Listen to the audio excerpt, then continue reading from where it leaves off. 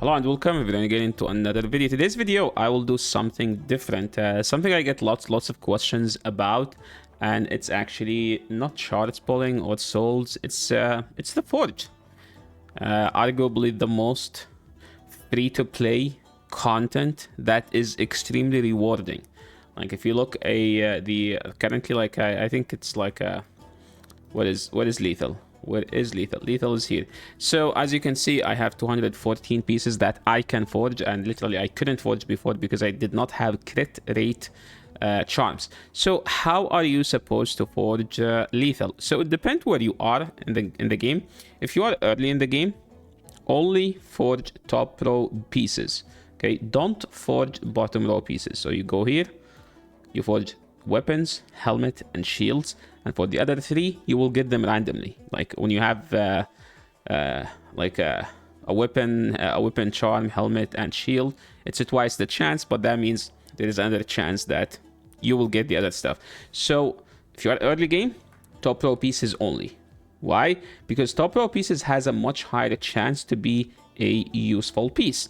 Bottom row pieces that have the chance to be flat attack, flat HP, resistance, accuracy, flat defense. All these stuff are useless when it comes to bottom row pieces. But for someone like very end game like me, how do I forge? So arguably you get around 120 pieces into 135, I think, or 140. So this is the basic math I do.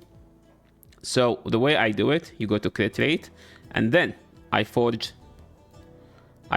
20 weapons, 20 charms, 20 weapons, 20 helmet, and the 20 shields. That's 60. Okay, so keep the number: 20 weapon, 20 helmet, 20 shield, with like this, with crit rate and all the related charms. When it comes to lethal is the most important gear you can forge. It's literally the best, whether you are early game or end game. This is the most important gear. And as you can see, I have only 56 crit rate. I've been trying to get those, I don't know, because like there is no specific area in the game where you can farm them. The best way to get them is like Forge Pass. When you spend $20, you get. But last time I did not buy the Forge Pass because it was just something, it was a bolster, and I already have enough good bolster pieces. So I did not buy it, so I'm at 56. So we're gonna do 20 weapon, 20 helmet, and 20 shields with crit rate. Okay, so we're gonna forge 60 with a crit rate. Let's start. I'm gonna do 10 by 10 10 10 just because I don't have enough of these, but that's what you're supposed to do. So first 10. Okay, good start with a rare. Holy, this is actually a bad session. Okay, let's just claim them. When you see 500, that means bad. So weapons, how many did we get? 1, 2, 3, and I get 2 glove, pretty much 2 of everything else. Please tell me. Okay, so this is bad. So that's why you don't forge bottom row pieces. You know, you don't want to get flat stats. So we're gonna collect. Now assume I did 20. Okay, I'm gonna do 20 helmets right now. Okay, we're gonna do helmets. Okay, good start. Shield. Okay, this is a very good start, especially when there is CVC, because you're supposed to forge them in CVC because they give lots of point. Holy. Okay, please, dude, if those 2 pieces are good, I am happy with whatever I pull. Like just for those 2. Let's see. Okay, horrible. Okay, so it doesn't matter. So now we need to forge 10 shields. Sorry, 20 shields. So just assume I did 20 of each. Usually, like, arguably helmets are the most difficult to get for the top row pieces. So weapons and shields arguably is better. Please be good. Please be good. Okay, I need this to be good. Okay, 2,000 points. That's lots of points. Bad again, but a piece like this is actually not bad. You could use a piece like this on your seer as an example. You could also use it on something that doesn't rely on stats. As an example, there is Odin. Doesn't care about your stats because the damage comes from crit damage. You could use it on something like Husk as well. You could use it on Acrisia. These champions only rely on crit damage when it comes, as long as they are crit capped. So I wouldn't transfer this because, especially for City of Centranos, you need you use lots of husks here and there. So just assume I did 20 of each. So now we are assumed at 60. So we're supposed to have at least 60 more pieces. So how do I do the 60 more? I do 10 gauntlets, 10 chest pieces, and 10 boots. So that will put us at 90 pieces. And then the rest, 30, I try to see my gear and whatever my gear needs. That's like, as an example, right now, the pieces I need the most are like the helmets. So the rest, 30, will be focused toward that piece only. And I won't use crit rate. So the first 90 pieces, you use crit rate. The rest, 30 pieces, don't use crit rate. Use crit damage. Because you need to have, like, if you are end game, crit rate by itself is not as good. Because you need crit rate, crit damage, and speed. That's a top tier piece. So you need to have crit rate and crit damage. So sometimes, because lethal gear gives you 12% crit rate, you can skip crit rate on a piece. That means you need crit damage as much as you could.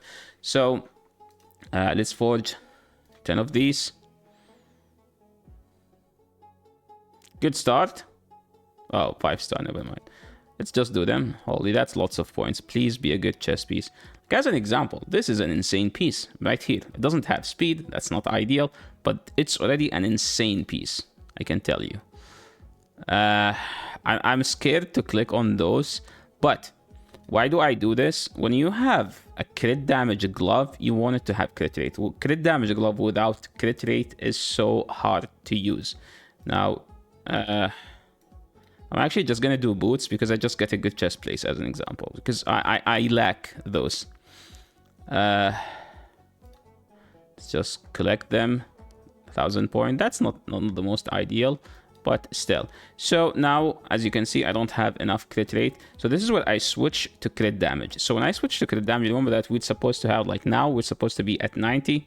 So we should have 50 more. The 50 more, we do crit damage. And crit damage, I'm gonna do 10. 10 weapons. 10 helmets. 10 shields. So we're supposed to be at 120.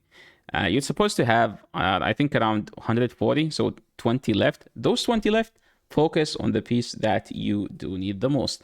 Now let's just go and take a look. What did we get? What did we get? I can't forge more because I don't have enough charm. So 5-star rare.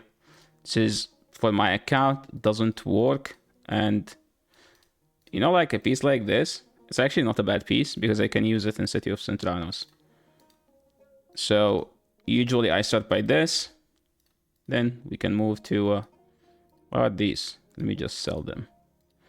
As 5-star, I don't think I like the boots because that means I am missing so much stats. So if a 5-star piece has to stay, it must have a good stat. So as an example, this has HP percent, crit rate, and speed.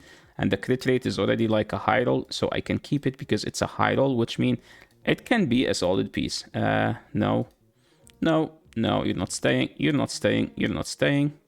You're not staying too. You're not staying as well.